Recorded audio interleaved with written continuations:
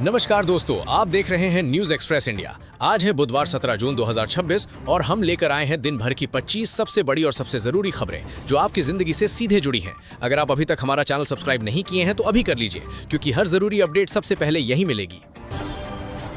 पश्चिम बंगाल में टीएमसी के बागी सांसदों को लेकर सियासी संकट गहरा गया है। बागी सांसदों ने अलग गुट बनाने का दावा किया है, लेकिन अब उनके बीच भी मतभेद की खबरें सामने आ रही हैं। टीएमसी का आरोप है कि ये पूरा खेल बीजेपी के इशारे पर हो रहा है, जबकि लोकसभा स्पीकर ओम बिरला ने दोनों पक्षों को बुलाकर मामले की सुनवाई शुरू कर दी है। ममता बनर्जी ने भवानीपुर सीट से जुड़े चुनावी विवाद को लेकर हाईकोर्ट का दरवाजा खटखटाया है। उन्होंने चुनाव परिणामों की न्यायिक समीक्षा की मांग की है और कई गंभीर सवाल उठाए हैं। इस याचिका के बाद विपक्षी दल इसे बंगाल की राजनीति का नया मोड़ बता रहे हैं, क्योंकि इसका असर राज्य की सत्ता और राजनीतिक समीकरणों पर पड़ सकता है। राहुल गांधी द्वारा वीर सावरकर को लेकर किए गए दावों को नया बल तब मिला जब सावरकर के पड़पोते सत्यकी सावरकर ने अदालत में स्वीकार किया कि सावरकर ने अंग्रेजों के सामने दया याचिकाएं दाखिल की थीं। हालांकि उन्होंने इसे उस दौर की सामान्य कानूनी प्रक्रिया बताया। इसके बाद सावरकर की विरासत और स्वतंत्रता आंदोलन में उनकी भूमिका को लेकर राजनीतिक बहस और तेज हो गई है। नीट पेपर लीक मामले को लेकर देश भर के छात्रों और अभिभावकों में नाराजगी बनी हुई है। विपक्ष लगातार शिक्षा मंत्री धर्मेंद्र प्रधान के इस्तीफे की मांग कर रहा है और सरकार पर परीक्षा प्रणाली की विश्वसनीयता बचाने में नाकाम रहने का आरोप लगा रहा है। करोड़ों युवाओं के भविष्य से जुड़े इस मुद्दे ने बड़ा राजनीतिक रूप ले लिया है। 21 जून को होने वाले नीट री एग्जाम से पहले सरकार ने टेलीग्राम पर अस्थायी रोक लगाने का फैसला किया है। एनटीए का कहना है कि कुछ चैनल फर्जी पेपर लीक के नाम पर छात्रों को गुमराह कर रहे थे और उनसे पैसे वसूल रहे थे। हालांकि विपक्ष सवाल उठा रहा है कि क्या ऐप बैन करने से असली पेपर लीक माफिया पर कार्रवाई हो पाएगी। राहुल गांधी 17 जून से छात्रों के साथ संवाद कार्यक्रम शुरू करने जा रहे हैं। उनका कहना है कि युवाओं की आवाज को संसद से लेकर सड़क तक उठाया जाएगा और परीक्षा प्रणाली में पारदर्शिता सुनिश्चित करनी होगी। कांग्रेस इस मुद्दे को बड़े जन आंदोलन का रूप देने की तैयारी में दिखाई दे रही है।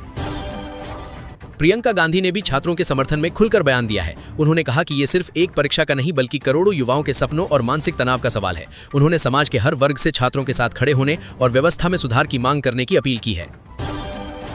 अयोध्या के राम मंदिर में चढ़ावे की कथित चोरी का मामला लगातार गंभीर होता जा रहा है। जांच के लिए गठित एसआईटी कई कर्मचारियों और संदिग्धों से पूछताछ कर रही है। आरोप है कि चढ़ावे की नकदी, सोने चांदी के आभूषण और मंदिर से जुड़ी बहुमूल्य वस्तुओं के हिसाब किताब में बड़ी गड़बड़ियां हुई हैं।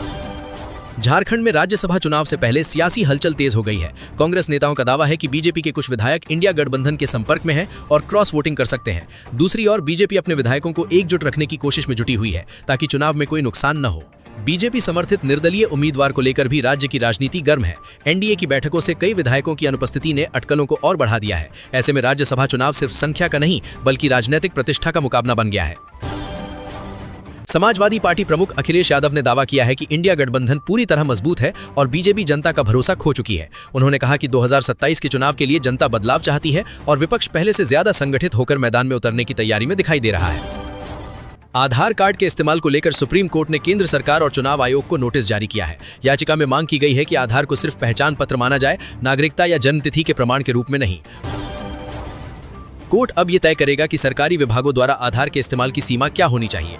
याचिका में यह भी चिंता जताई गई है कि लंबे समय तक भारत में रहने वाले विदेशी नागरिक आधार प्राप्त कर लेते हैं और बाद में अन्य दस्तावेज बनवाने में इसका इस्तेमाल करते हैं। इसे देश की सुरक्षा और जनसंख्या संरचना से जुड़ा गंभीर मुद्दा बताया गया है। सुप्रीम कोर्ट के फैसले पर अब सभी की नजरें टिकी हुई है। अंतर्राष्ट्रीय बाजार में कच्चे तेल की कीमतों में गिरावट दर्ज की गई है, लेकिन आम जनता को पेट्रोल डीजल के दामों में राहत अभी तक नहीं मिली है। यही वजह है कि आम जनता सवाल उठा रही है कि तेल महंगा होने पर कीमतें तुरंत बढ़ जाती हैं, लेकिन सस्ता होने पर राहत क्यों नहीं मिलती। मशहूर कार्टूनिस्ट इरफान ने भी इसी मुद्दे पर अपनी तिरछी नजर डाली। उन्होंने व्यंग्य के जरिए दिखाया कि तेल की कीमतों में कमी का फायदा आम आदमी तक कम और बड़ी कंपनियों तक ज्यादा पहुंचता दिखाई देता है। जनता अब ईंधन कीमतों में पारदर्शिता और वास्तविक राहत की उम्मीद कर रही है।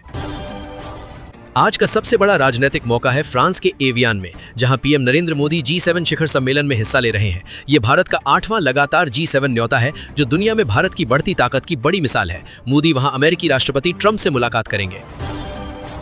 पीएम मोदी को स्लोवाकिया ने अपने सर्वोच्च राष्ट्रीय सम्मान order of the white double cross first class से नवाजा है। ये पुरस्कार यूरोप के एक बड़े देश की तरफ से भारत के पीएम को मिली इज्जत है। पिछले कुछ हफ्तों में मोदी यूरोप दौरे पर हैं और कई देशों ने उन्हें ऐसे सम्मान दिए हैं।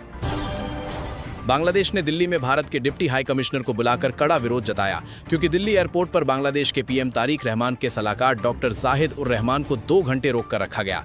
वे IORA बैठक में भाग लेने आधिकारिक न्योते पर आए थे, मगर इमिग्रेशन जांच में उनका नाम किसी सुरक्षा सूची में आ गया। राहत की खबर उन लोगों के लिए जो लू से परेशान थे। दक्षिण पश्चिम मानसून बिहार के कई जिलों और झारखंड तक पहुंच गया है। आईएमडी ने बिहार में आज 50 से 60 किलोमीटर प्रति घंटे की तेज हवाओं के साथ आंधी तूफान की चेतावनी दी है, जो 70 किलोमीटर प्रति घंटे तक जा सकती है। उत्तर प्रदेश के पश्चिमी जिलों जैसे सहारनपुर, मेरठ, गाजियाबाद, बरेली, मुरादाबाद में 15 से 20 जून के बीच हल्की से मध्यम बारिश की संभावना है। दिल्ली, एनसीआर और हरियाणा, पंजाब में भी छुटपुट बौछारें पड़ सकती हैं। पूर्वी यूपी के जिलों वाराणसी, गोरखपुर, प्रयागराज में 18 जून के बाद बारिश का जोर बढ़ेगा। केदारनाथ यात्रा में अब तक 12 लाख से ज्यादा श्रद्धालु पहुंच चुके हैं, लेकिन मॉनसून आने के बाद प्रशासन अलर्ट पर है। रुद्रप्रयाग के डीएम विशाल मिश्रा ने आज चेतावनी दी कि भूस्खलन वाले इलाकों जैसे सिरोबागढ़, बंसवाड़ा, जामू और मुनकटिया में सतर्कता बरतें। जो लोग केदारनाथ जाने की योजना बना रहे हैं, उनसे गुजारिश है कि बारिश में यात्रा टालें और रेनकोट साथ रखें। आज के सोने चांदी के भाव 24 कैरेट सोना 15,153 रुपये प्रति ग्राम पर है और 22 कैरेट सोना 13,890 रुपये प्रति ग्राम पर है। चांदी 265 रुपये प्रति ग्राम यानी 2,65,000 रुपये प्रति किलो पर है। अगर आप बेटी की शादी के लिए या निवेश के लिए सोना खरीदने की सोच रहे हैं तो बाजार अभी थोड़ा स्थिर है। पेट्रोल डीजल के भाव दिल्ली में पेट्रोल 102.12 रुपये प्रति लीटर और डीजल 95.20 रुपये प्रति लीटर है। लखनऊ और यूपी के ज्यादातर जिलों में पेट्रोल करीब 103 रुपये के आसपास है। बिहार की राजधानी पटना में पेट्रोल 114.24 रुपये प्रति लीटर तक पहुंच गया है। अच्छी खबर यह है कि 25 मई के बाद से कोई नई बढ़ोतरी नहीं हुई है। एलपीजी सिलेंडर की कीमत घरेलू गैस सिलेंडर अभी 941.50 रुपये पर है। पिछले कुछ महीनों से दाम स्थिर हैं, मगर जैसे ही अंतर्राष्ट्रीय बाजार में गैस सस्ती होगी, सरकार पर कीमत घटाने का दबाव बढ़ेगा। स्विट्जरलैंड में हुए जनमत संग्रह में नागरिकों ने 2050 तक देश की आबादी 1 करोड़ पर रोकने का प्रस्ताव खारिज कर दिया है। इस प्रस्ताव में सख्त आभ्रमण नियंत्रण की मांग थी। भारतीय छात्रों और कामगारों के लिए ये खबर राहत देने वाली है, क्योंकि स्विट्जरलैंड अपने दरवाजे बंद नहीं करेगा। लखनऊ में आज यानी 17 जून को भारत बनाम अफगानिस्तान दूसरा ओडीआई क्रिकेट मैच खेला जाएगा। पहला मैच धर्मशाला में भारत ने 7 विकेट से जीता था, जहां captain Shubman Gill player of the match रहे। स्वास्थ्य मंत्रालय ने बड़ा फैसला किया है। अब खांसी की सिरप डॉक्टर की पर्ची के बिना नहीं मिलेगी। ये कदम उन दवाओं पर नशे की बढ़ती लत को रोकने के लिए उठाया गया है। अगर आपके घर में बिना पर्ची के खरीदी हुई सिरप है तो उसे बच्चों से दूर रखें। एफएसएसएआई ने हेल्दी और ऑर्गेनिक लिखे खाने के पैकेट बेचने वाली कंपनियों पर नकेल कसी है। जून 2026 में नए नियम जारी हुए हैं, जिसके तहत बिना प्रमाण के ऑर्गेनिक नहीं लिख सकते। कई कंपनियों को नोटिस भी मिल चुके हैं। जब भी ऑर्गेनिक लिखा सामान खरीदें तो एफएसएसएआई का सर्टिफिकेट जरूर देखें। आरबीआई ने एक नया मसौदा जारी किया है, जिसमें डिजिटल वॉलेट्स और यूपीआई पर नए नियम लाए जाने की बात है। प्रस्ताव के मुताबिक वॉलेट में 2 लाख रुपए तक की सीमा होगी और यूपीआई इंटरऑपरेबिलिटी को और मजबूत किया जाएगा। आम आदमी को इससे फायदा होगा, क्योंकि पेमेंट का सिस्टम और सुरक्षित होगा।